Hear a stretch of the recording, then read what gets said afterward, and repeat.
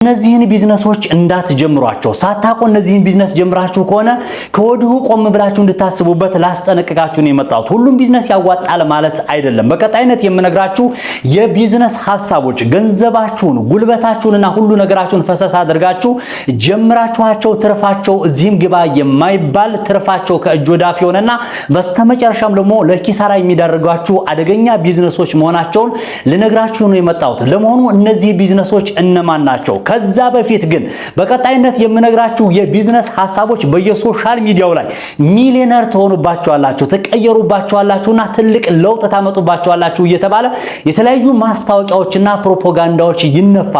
እነዚህን ቢዝነሶች ያዋጣሉና ተቀየሩባቸዋላችሁ የሚሏችሁ ሰዎች እነማን መሰሏችሁ? አንድም ግብአት የሚሸጡ ግብአታቸው እንዲሸጥላቸው፣ ሁለትም ደግሞ የተለያዩ ማሽነሪዎችን ከውጭም ይሁን ከሀገር ውስጥ ላይ ማሽነሪዎችን የሚሸጡ ሰዎችና እንዲሁም ደግሞ በስተመጨረሻ በዚህ ቢዝነስ ላይ መሰረት አድርገው የተለያዩ ሰዎችን ተቀየሩባቸዋላችሁ። ማሽኑኛ ጋር አለ፣ ግብአቱ አለ፣ ስልጠናውን እንሰጣችኋለን እየተባለ ለስልጠና በርካታ ገንዘቦችን የሚያፍሱ ግለሰቦችና ድርጅቶች መሆናቸውን ከወዲሁ ልነግራችሁ ፈልጋለሁ። ይህንን ቢዝነስ ዛሬ ስናገር ከፍተኛ የሆነ መስዋዕትነትና ከፍተኛ የሆነ ሪስክ ወስጄ መሆኑን ከወዲሁ ልነግራችሁ ፈልጋለሁ። ኮሜንት ላይ እንደምትመለከቱት መጥፎ ነገርና መጥፎ ኮሜንት ልጽፉ ይችላሉ።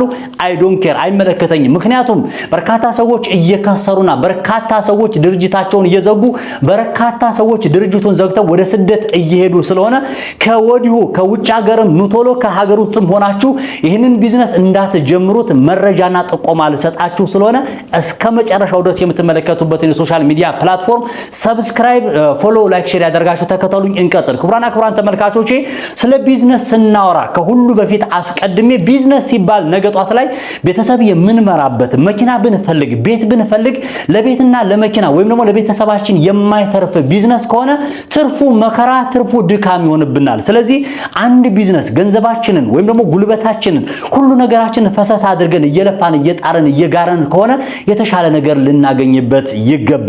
ስለዚህ እነዚህ ቢዝነሶች ትርፋቸው አሪፍ ነው ይባል እንጂ እነዚህ ቢዝነሶች በርካታ ጥናቶችን አካሂጄ የጀመሩት ሰዎች ምንም አይነት ለውጥ ያላገኙበትና ትርፋቸው ወይም ደግሞ ኑሯቸው ፈቀቅ ያላለበት መሆኑን ልነግራችሁ ፈልጋለሁ። ስለዚህ አንድ ሁለት ሶስት ብዬ ምንድናቸው የሚለው ልንገራችሁ። ስለዚህ ክቡራን ተመልካቾች ምንም አይነት ጽንፍ ይዤ ወይም ደግሞ ምንም አይነት ይህንን ድርጅት የከፈቱ ሰዎች ላይ ተጽዕኖ ለማሳደር ፈልጌ ሳይሆን አዳዲስ ወደ ቢዝነሱ መግባት የሚፈልጉ ሰዎች ካሉ እንዲሁም ደግሞ በዚህ ቢዝነስ ላይ የተሰማሩ ሰዎች ግብአት አምራች ከሆኑ ማሽን አምራች ከሆኑ ቆም ብለው እንዲያስቡበት ለመናገር ስለምፈልግ ነው።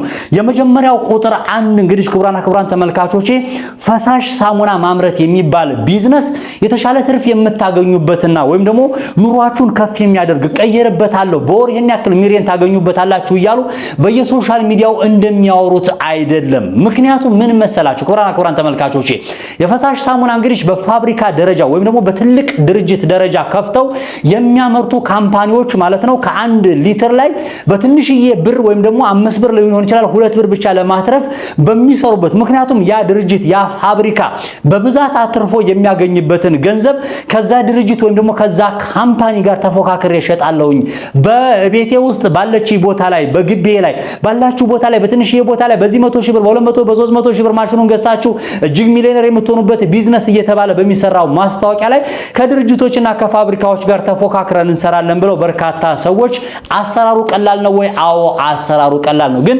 ከፋብሪካ ጋር ተፎካክረን እንሰራለን ብለው ሰዎች የደረቅ ሳሙና ወይም ደግሞ የፈሳሽ ሳሙናን እንጀምራለን ብለው ብዙ ሰዎች ኪሳራ ውስጥ እየገቡ ወይም ደግሞ ጊዜያቸውን እያባከኑ ስለሆነ እዚህ ቢዝነስ ላይ ቆም ብላችሁ እንድታስቡበትና በዚህ ቢዝነስ ላይ የተሰማሩ ግለሰቦች የሚሆኑ የሆነ ተቋማት ካሉ ብዙም የተሻለ ትርፍ ያላገኙበት መሆኑን ከወዲሁ ማሳሰቢያ ልሰጣችሁ ፈልጋለሁ። ሁለተኛ አጃክስ ሳሙና በዚሁ አጋጣሚ እንደዚሁ አጃክስ የማምረትና የተለያዩ ነገሮች እየተባለ አሁንም ማሽኑኛ ጋር በቀናሽ ዋጋ ታገኛላችሁ፣ ግብአቱኛ ጋር አለላችሁ። በፈሳሽ ሳሙና ወይም ደግሞ በዚህ በአጃክስ ስራ ላይ ተሰማሩ እያሉ የሚሉ የተለያዩ ማስታወቂያዎችንና ፕሮፓጋንዳዎችን ትመለከታላችሁ። እዚህ ላይ አሁንም ቆም ብላችሁ አስቡ። በቀጣይነትም ደግሞ የተለያዩ ግብአቶችና ማሽኑ የምትሰጡ ሰዎች ካላችሁ ቆም ብላችሁ አስቡበት። እናንተ እንደምታወሩት አይደለም ትርፉ። እዛ ስራ ላይ የተሰማሩ ሰዎች እስኪ ይመስክሩላቸውና ቆም ብላችሁ እስኪ ዛ ቢዝነስ ላይ እናንተ ራሳችሁ ጀምራችሁበት ምናልባትም ማሽኑን ከመሸጥና ግብአቱን ከመሸጥ ባሻገር እናንተ እስኪ ዛ ቢዝነስ ላይ ተሰማርታችሁ ብታዩት ጥሩ ነው፣ ትርፉን ብትቀምሱት ጥሩ ነው እላችኋለሁ። ሶስተኛ ይሄ ከሰል ማምረት የሚባል ቢዝነስ፣ አሁንም ሪሳይክል የሚባለው ከሰል በጣም ብዙ ሰዎች በሶሻል ሚዲያ ይለቁታል። ከሰልን እንዳዲስ የተጠቀሙበትን ከሰል በቀላሉ እንደገና ሪሳይክል አድርጋችሁ ሚሊዮነር የምትሆኑበት አሁን በየሶሻል ሚዲያው ላይ ይለቀቃል። በርካታ የቢዝነስ ሐሳቦችን ስለማቀርብ ሰዎች ይጠይቁኛል ኮሜንት ቦታ ላይ ከሰል ማምረት፣ ፈሳሽ ሳሙና ማምረት፣ አጃክስ ማምረት የሚሉ ብዙ ሰዎች በውስጥ መስመር ማብራሪያና እንዲሁም ደግሞ የተለያዩ አይነት ነገሮችን እንድጠቅስላቸው ግብአቶችን በቅናሽ ዋጋ የሚያገኙበትን መንገድ እንድነግራቸው ስለሚጠይቁኝ ነው። ስለዚህ አሁንም ይሄ ከሰል ማምረት የሚባል ቢዝነስ ብዙም ያን ያክል ትርፍ የሌለውና ከእጅ ወዳፍ የሆነ ትርፍ መሆኑን ከወዲሁ ልነግራችሁ ፈልጋለሁ። አራተኛ የኢምፖክሲ ስራ። ኢምፖክሲ የሚባል ስራ ኢምፖክሲ በነገራችን ላይ በሁለት በሶስት አይነት መንገድ እንመለከተው እንችላለን። የቅንጦት እቃዎችን የምናመርትበት የኢምፖክሲ ቢዝነስ የሚባል አለ። የቅንጦት እቃዎች ማለት ለምሳሌ ለመጥቀስ ያክል አንድ ሳህን ለማምረት በኢምፖክሲ እንስራው ብለን ብናስብ እስከ 400 ብር ድረስ ኮስት ያስደርገናል። ይሄንን ሳህን ደግሞ እኛ ትርፍ እናገኝበት ብለን ካሰብን 50 ብር ወይም ደግሞ 100 ብር ጨምረንበት እንስራ ብለን ካሰብን ይሄንን ሳህን 500 ብር ሸጠ ነው 100 ብር ለማትረፍ ነው የምንሸጠው። በአሁኑ ሰዓት ላይ ሀገራችን ባለንበት ሁኔታ ላይ አንድ ሳህን 500 ብር የመግዛት አቅም ያለው ማህበረሰብ አለ ወይ? ምክንያቱም በፕላስቲክ የሚሰራ ወይም ደግሞ በሌላ ማይካ ወይም በሌላ መሰል ነገር የሚሰራ ራሱን የቻለ ሳህን በ100 ብርና በ50 ብር እየተሰራ ሳህን ዛሬ በጣም ልጥጥ የሆነ ሀብታም የቅንጦት ኑሮ የሚኖር ሀብታም ካልሆነ በስተቀር የናንተን የኢምፖክሲ ሳህን የኢምፖክሲ ረከቦት ወይም ደግሞ የናንተን የኢምፖክሲ መጠጫ ብርጭቆ በውድ ዋጋ ገዝቶ የሚጠቀም ሰው ይኖራል ብላችሁ ግምት ውስጥ ባታስገቡ ጥሩ ነውና ብዙም ትርፍ የለውም። ግን እኔ ካሁን በፊት አሰራሩን ግን ገንዘብ እንዳትከፍሉ ለስልጠና ግን አሰራሩን ተናግሬያለሁ ካሁን በፊት። የትኛውንም በነገራችን ላይ የአጃክስ ስራውንም የፈሳሽ ሳሙናውንም እኮ ሰርቻለሁኝ። እኔ የሰራሁት ምንድነው ስሩት አላልኩም። አሰራሩ ግን ለስልጠና 10 ሺህ ብር 15 ሺህ ብር ከምትባሉ አሰራሩን ይሄውላችሁ ብዬ ነው ራሴ አሰራሩን ምክንያቱም ፈረንጅ ሰርቶታል፣ ህንዶች ሰርተውታል፣ ቻይናዎች ሰርተውታል። እኛ ግን እውር መሆናችንን የምናውቀው ሶሻል ሚዲያ ላይ ገብተን ይህንን እንኳን የቢዝነስ አሰራር መመልከት ተስኖን ለስልጠና በየቦታው እየሄድን ገንዘባችንን እንከሰከሳለን፣ ኪሳራ ውስጥ እንገባለን። ስለዚህ አሰራሩን ከፈለጋችሁ ግድ የለም ሀብትሽ ልክሰር እኔ ልስራ ይሄንን ቢዝነስ የምትሉ ከሆነ በእያንዳንዱ አሰራር ላይ እኔ በነፃ ገንዘብ እንዳትከፍሉ የስልጠናውን ቪዲዮ መስራት እችላለሁ፣ ለእናንተ ማሳወቅ እችላለሁ፣ ግብአቱንም የት እንደሚገኝ መናገር እችላለሁ። ችግር የለውም። እሺ እንቀጥላው ነው። አምስተኛ የአልኮል መጠጥ የሚባል ነገር አልኮል መጠጥ የሚባል ነገር ከብዙ ነገሮች አንፃር ከህግም አንፃር ከሃይማኖትም አንፃር የምነግራችሁ ነገር አክሳሪ ነው። ትርፍ ብዙ የለውም። ትርፍ የሌለው ምንድነው? ከህግ አንፃር ነገጧት ስትያዙ እዛ ቦታ ላይ የረብሻ ቦታ ወይም ደግሞ የመጥፎ የሌላ አይነት ነገር እየሆነ ስለመጣ ብዙም ትርፍ የለውም። እዛው ፈላ እዛው ደላ የሆነ በዱቤ ሰዎች የሚጠጡበትና ከሰዎች ጋር ጸብ የምትገጡበት ትክክለኛ ሰው እዛ ቦታ ላይ የማይመጣበት ቦታ ስለሆነ እንደዚህ የአልኮል መጠጥ ላይ ተሰማርታችሁ ሰሩ ሰዎች ካላችሁ ትርፉ ገብስ ነው፣ እዳው ገብስ ነው የሚባለው። ኪሳራ የምትከስሩበት ሁኔታ ስለሆነ የአልኮል መጠጥ ላይ ብዙም ትርፍ የለውምና ትርፍ የምታገኙበት ሰዎች ጥቃቅን ነገር ትኖሩ ትችላላችሁ። ነገ እንጀራ ስለበላችሁ ቤት ኪራይ ስለከፈላችሁ ብቻ አንድ ቢዝነስ ለፍታችሁ ሰርታችሁ ተለወጣችሁበት ወይም ደግሞ አተረፋችሁ ማለት አይደለም። ኑሯችንን አስቀጠልንበት ነው እንጂ ወይም ደግሞ ጊዜውን አሳለፍንበት ነው የሚባለው እንጂ ብዙ ትርፍ የለውም። ነገ በህግም ጥሩ ላይ መጣ ይችላል። በጣም ብዙ ቦታዎች አሁን ሰምታችሁ ከሆነ ኢትዮጵያ ውስጥ ላይ አረቂ ቤቶች፣ ጠላ ቤቶች፣ የተለያዩ ነገሮች እየተከለከሉ ነው ያሉትና ስለዚህ እሱም ነገ ኪሳራ ውስጥ እንዳይዳረጋችሁ ጥንቃቄ ማድረጉ የተሻለ ነገር ነው። ነገ እሱ ቢዝነስ ላይ ተሰማርቼ ትርፋማ ሆናለሁ ብላችሁ እንዳታስቡ ለማለት ያክል ነው። ስድስተኛ የታክሲ ስራ። ታክሲ ስራ የሚባል ትርፍ እንግዲህ በነገራችን ላይ አያዋጣም ማለት አይደለም። የተወሰነ ኑሯቸው ነው ደግሞ ከእጅ ወዳፍ የሆነ ኑሮ የሚኖሩ ሰዎች አሉ። ከነዳጅ አንፃር ሊሆን ይችላል፣ እንዲሁም ደግሞ ካለማዋጣት አንፃር ወይም ደግሞ ከሌሎች ቢዝነሶች አንፃር ሲታይ የታክሲ ስራ ታክሲ ገዝታችሁ የምትሰሩ ከተማ ውስጥ ላይ የምታሽከረክሩ ሰዎች ካላችሁ ምስክር ትሆኑኛላችሁ። እናንተ ታክሲ ሰርቼ ቤት ገዝቻለሁ ያለ ሰው አላቅም። በድሮ ሊሆን ይችላል ናፍጣ ርካሽ ነዳጅ ርካሽ በነበረ ጊዜ ወይም ደግሞ ነገሮች አመቺ በሆኑበት ጊዜ። በአሁን ሰዓት ላይ ህጉ እንደምታዩት በጣም ከፍ ብሏል። የመንገድ ትራንስፖርት ወይም ደግሞ የመንገድ ትራንስፖርት ቅጣት በጣም ከፍ ብሏል። ጥፋት ባጠፋችሁ ቁጥር 500 ወይም ደግሞ ከዛ በላይ የሆነ ቅጣት ነው ያለው። ስለዚህ እዳው ገብስ የሆነ ቢዝነስ የታክሲ ስራ ነው። ጥናት አድርጌ ነው በርካታ ሰዎችን ጠይቄ ጠይቄያቸዋለሁ። ምንም ትርፍ የለውም ሀብትሽ ይሄ ስራ ኪሳራ ነው ተብዬ ስለተባልኩኝ ነውና ራሴን ባይኔ በብረቱ የተመለከትኩት በጆሮ ያዳመጥኩት ስለሆነ የታክሲ ስራ ላይ እንስራ እንደዚሁም የባጃጅ ስራ ይዘን እንስራ የምትሉ ሰዎች ካላችሁ ምናልባት ራቅ ያለ በባስ ወይም ደግሞ የቱር ኤንድ ትራቨል ስራ ላይ የምትሰሩ ሰዎች ካላችሁ ትርፍ አለው ምንም ጥያቄ የለውም።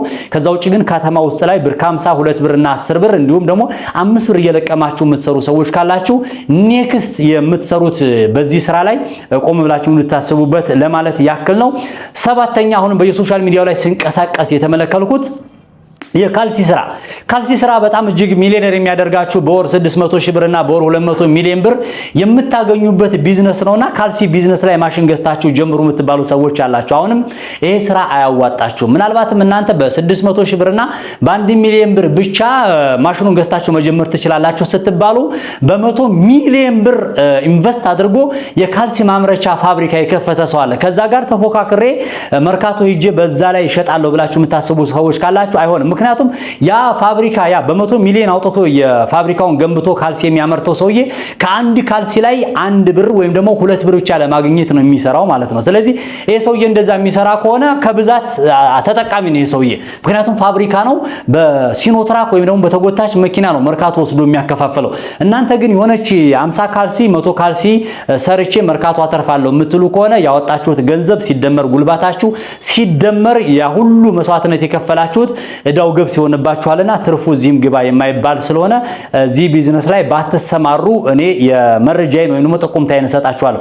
እንቀጥል። አሁንም 8ኛ ላይ በሃይማኖታዊ ነገር ቢዝነስ መስራት። በርካታ ሰዎች አሁንም በሃይማኖታዊ ነገር ላይ እዚህ ቦታ ላይ ገዳም እናሰራለን፣ ቤተክርስቲያን እናሰራለን እያሉ ቢዝነስ የሚሰሩ እዚህ ቦታ ላይ በመስጊድ ስም ቢዝነስ እንሰራለን የምትሉ ሰዎችም አሁንም የመጨረሻ ውድቀት ኪሳራ በህግም ነገ እስር ቤት መቀመቅ ውስጥ የሚያስገባችሁ ከዛ በተረፈ በፈጣሪ ዘንድ ደግሞ ገንዘባችሁ የማይባረክበትና ገንዘባችሁ ሐራምና ወንጀል የሆነበት ስለሆነ ከሐራም ነገሮችና ከሃይማኖታዊ ነገር የጸዳ ስራ ብትሰሩ ትርፋማ ትሆናላችሁ። ግን በሃይማኖት ነገር ላይ መሸቀጥ የያዛችሁ ሰዎች ካላችሁ ብታቆሙና ነገ ኪሳራ ውስጥ የሚያስገባችሁ ስራ መሆኑን ከወዲሁ ልነግራችሁ እንፈልጋለን። እናውቀዋለን ልትሉ ይችላላችሁ። ካወቃችሁት ዘንግታችኋል። ነገ ኑሯችን ለማሸነፍ እናገኝበታላችሁ።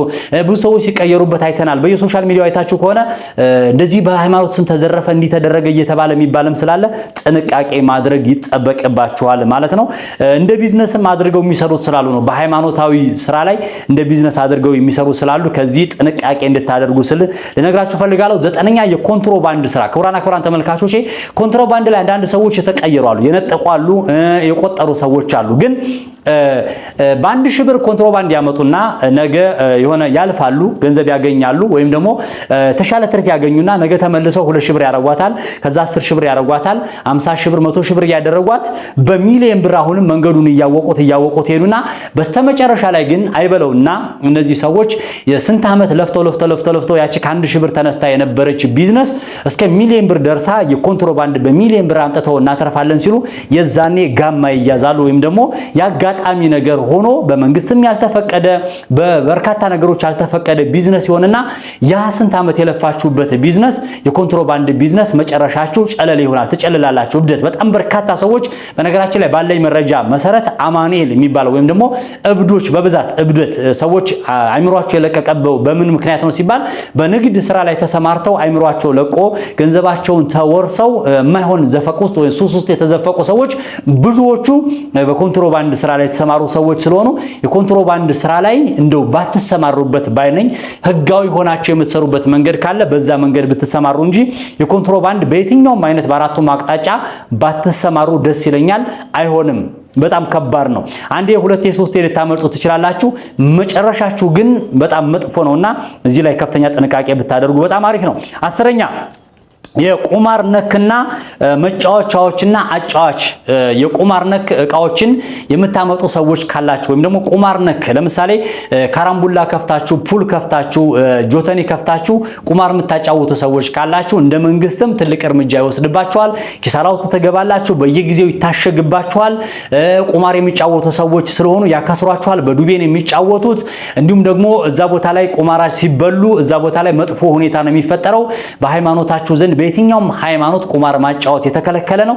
ስለዚህ ትርፉ ኪሳራ ነው። መጨረሻችን ሄደን የላይኛው ቤታችንን ማስተካከልም ጥሩ ስለሆነ ከፍተኛ ኪሳራ ውስጥ የሚያስገባችሁ ስለሆነ መጫወቻዎችን አጫዋቾችም ይሁን የቁማር አይነት ቢዝነሶችን የምትሰሩ ሰዎች ካላችሁ እዚህ ቢዝነስ ላይ መሰማራት የምትፈልጉ ሰዎች ካላችሁ በዚህ ቢዝነስ ላይ ፑል ቤት፣ ካራምቡላ ቤት፣ ጆተኒ ቤት ከፍቶ ማለት ነው መጨረሻው ፎቅ የሰራ ቤት የሰራ መኪና የገዛ ሰው ካለ አምጡልኝ እንደ ምስክር። ካልሆነም ደግሞ እድሜ ልኩን እየተሳቀቀ ነው የሚኖረው በዚህ ቢዝነስ ላይ ባትሰማሩ የሚል መልከታዬን እነግራችኋለሁ። የተጨበጠ መረጃ ነው።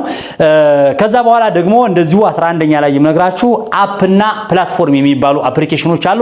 የተለያዩ የሰፕልመንት የሚባሉ ወይም ደግሞ የተለያዩ መድኃኒቶችን ሊሆን ይችላል የተለያዩ የድርጅቶችን ማስታወቂያ ይዛችሁ የተለያዩ መድኃኒቶችን እየሸጣችሁ የኛን ድርጅት እያስተዋወቃችሁና ወደኛ ቢዝነስ ላይ ሰዎች እንዲመጡ እየመጣችሁ እየወተወታችሁና የተለያዩ ሴልስ ስራዎችን ስሩ የሚሏችሁ ሰዎች በጣም ከፍተኛ ኪሳራ ውስጥ ትገባላችሁ።